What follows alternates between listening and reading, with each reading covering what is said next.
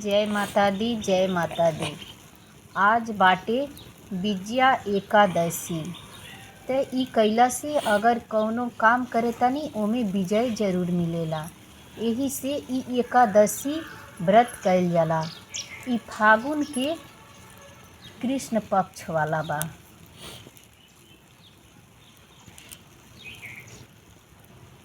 त ई कथा सुनी लो। धर्मराज युधिष्ठिर बोले कि हे जनार्दन, फागुन मास के कृष्ण पक्ष की एकादशी का क्या नाम है तथा उनकी विधि क्या है, सो सब कृपया पूर्वक कहिए। श्री कृष्ण भगवान बोले कि हे राजन, फागुन मास के कृष्ण पक्ष की एकादशी का नाम विजया है। उसके व्रत के प्रभाव से मनुष्य को विजय मिलती है। उस विजया एकादशी के महात्म्य के श्रवण एवं पठन के समस्त पाप नष्ट हो जाते हैं। एक समय देवर्षि नारद ने जगत पिता ब्रह्मा जी से पूछा कि हे ब्रह्मा जी, आप मुझे फागुन माह के कृष्ण पक्ष की विजया नामक एकादशी का व्रत विधान बताइए। ब्रह्मा जी बोले, हे नारद, विजया एकादशी का व्रत प्राचीन तथा नए पापों को नष्ट करने वाला है। इस विजया एकादशी की विधि मैंने आज तक किसी से नहीं कही है। यह समस्त मनुष्य को विजय प्रदान करती है। त्रेता युग में मर्यादा पुरुषोत्तम श्री रामचंद्र जी को जब 14 वर्ष के लिए वनवास हो गया, तब वह श्री लक्ष्मण जी तथा माता जानकी सहित पंचवटी पर निवास करने लगे। उस जगह महापापी रावण ने सीता जी की हरण किया। उस दुख समाचार से श्री रामचंद्र जी तथा लक्ष्मण जी अत्यंत व्याकुल हुए और सीता जी की खोज में चल दिए। घूमते घूमते वे मरणासंत जटायु के पास जा पहुँचे। जटायु भी अपनी समस्त कथा सुनकर स्वर्ग लोक को चला गया। कुछ आगे चलकर उनकी सुग्रीव के साथ मित्रता हो गई और बाली का वध किया। श्री हनुमान जी ने लंका में जाकर सीता जी का पता लगाया और सीता जी से श्री रामचंद्र जी तथा सुग्रीव की मित्रता का वर्णन किया। वहां से लौटकर हनुमान जी श्री रामचंद्र जी के पास आए और सब समाचार कहे। श्री रामचंद्र जी ने सुग्रीव की संपत्ति लेकर बानरों भालुओं की सेना सहित लंका को प्रस्थान किया।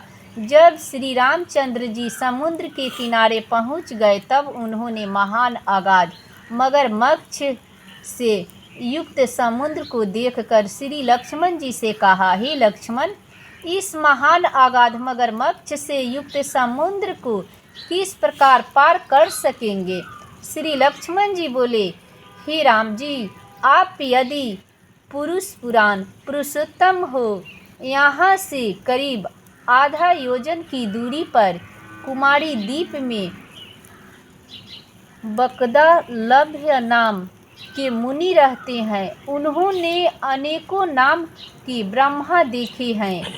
आप उनके पास जाकर उनका उपाय पूछिए। लक्ष्मण जी के वचनों को सुनकर श्री रामचंद्र जी ने बकदालभ्य ऋषि के पास गए और उनको प्रणाम करके बैठ गए। मुनि ने भी उनको मनुष्य का रूप धारण किए हुए पुरुष को पुरुषोत्तम समझा और उससे पूछा, हे राम जी, आप कहाँ से पधारे हैं। श्री रामचंद्र बोले कि हे महर्षि, मैं अपनी सेना सहित यहाँ आया हूँ और राक्षसों को जीतने लंका जा रहा हूँ। आप कृपया कर समुद्र को पार करने का कोई उपाय बताइए। इसी के लिए मैं आपके पास आया हूँ। बकदालभ्य ऋषि बोले, हे राम जी, मैं आपको एक उत्तम व्रत बताता हूँ। फागुन माह के कृष्ण पक्ष की विजया एकादशी व्रत करके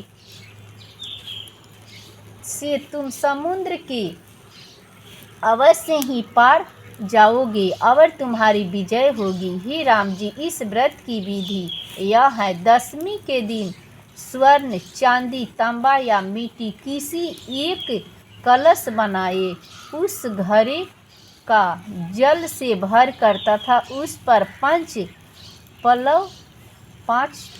पलव रख कर वेदी का पर स्थापित करें। उस कलश के नीचे सतंजा मने 7 किस्म के अनाज के कहाला, 7 अनाज मिले हुए और ऊपर जौ रखे, उस पर श्री नारायण भगवान की स्वर्ग की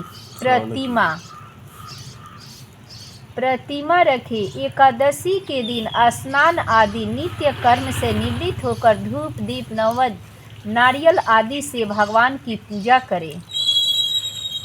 उस समस्त दिन को भक्ति पूर्वक कलश के सामने व्यतीत करें और रात्रि को भी उसी तरह बैठे रहकर जागरण करना चाहिए। द्वादशी के दिन नदी या तालाब के किनारे स्नान आदि से निवृत्त होकर उस कलश को ब्राह्मण को दे देना चाहिए।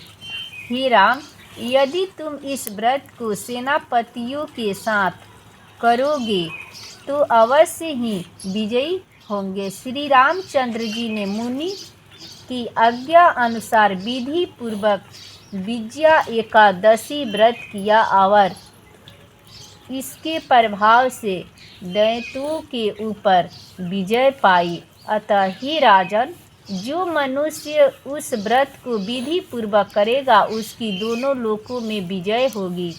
श्री ब्रह्मा जी ने नारद जी से कहा था कि हे पुत्र, जो इस व्रत का महात्म्य सुनता है उसको वाजपेयी यज्ञ के फल की प्राप्ति होगी। अगर व्रत नहीं लो आज रहल तो ई हमार कथा सुने लो तब व्रत के आधा फल भी प्राप्त होगी। यही से ई कथा के आगे बढ़ा देम लो, सुन लेम ओकरा आगे बढ़ाएम जे एक दूसरे सुन के ई व्रत के फल प्राप्त हो जाओ। जय माता दी, जय माता दी, जय माता दी।